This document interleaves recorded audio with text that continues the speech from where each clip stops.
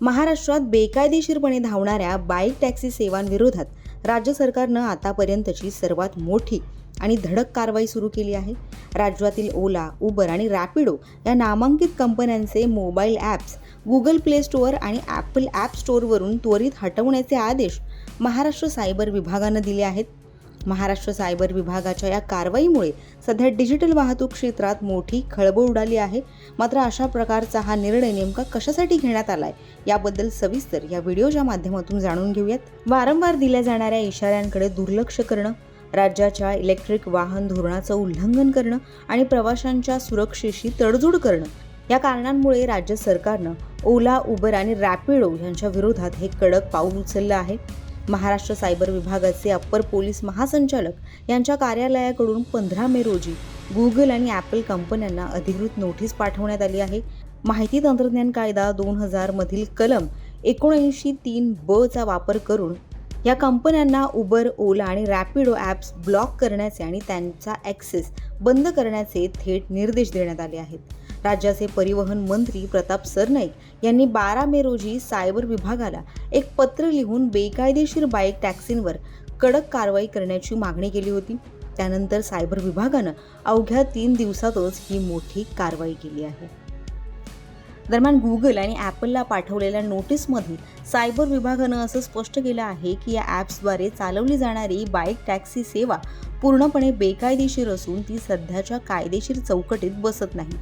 परिवहन विभागाची कोणतीही वैध परवानगी, सरकारची मंजुरी किंवा मोटार वाहन कायद्यातील नियमांचं पालन न करताच ही प्रवासी वाहतूक सर्रासपणे सुरू आहे. सर्वात महत्त्वाचं म्हणजे प्रवाशांच्या, विशेषतः महिलांच्या सुरक्षेबाबत या ॲप्समध्ये गंभीर त्रुटी असल्याचा ठपका ठेवण्यात आला आहे.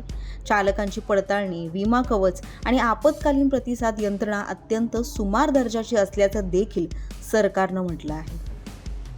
नुकत्याच या बाईक टॅक्सी प्रवासादरम्यान एका महिला प्रवाशाचा दुर्दैवी मृत्यू झाल्याची घटना समोर आली होती. या प्रकरणी फौजदारी गुन्हाही दाखल झाला आहे. महाराष्ट्रात अशा प्रकारे अनेक तक्रारी वेगवेगळ्या पोलीस ठाण्यांमध्ये नोंदवल्या गेल्याचं या नोटीसमध्ये नमूद करण्यात आलं आहे. कायदा अंमलबजावणी करणाऱ्या संस्थांच्या आदेशांचं पालन न केल्यास गुगल आणि ॲपलवरही कायदेशीर कारवाई होऊ शकते असा इशारा देखील देण्यात आला आहे.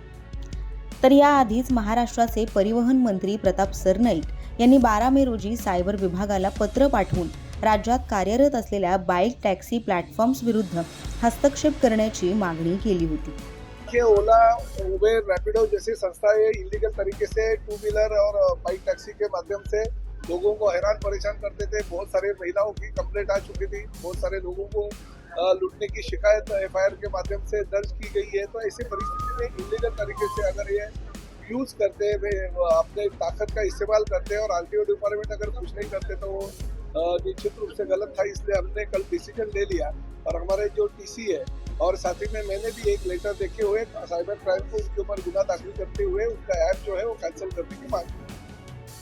दरम्यान सरकारनं ओला, उबर आणि रॅपिडो यांच्या विरोधात ही कारवाई केली असली तरी प्रवाशांनी एक गोष्ट लक्षात घेणं महत्त्वाचं आहे की या कारवाईचा फटका केवळ बाईक टॅक्सी म्हणजेच दुचाकी सेवेलाच बसणार आहे.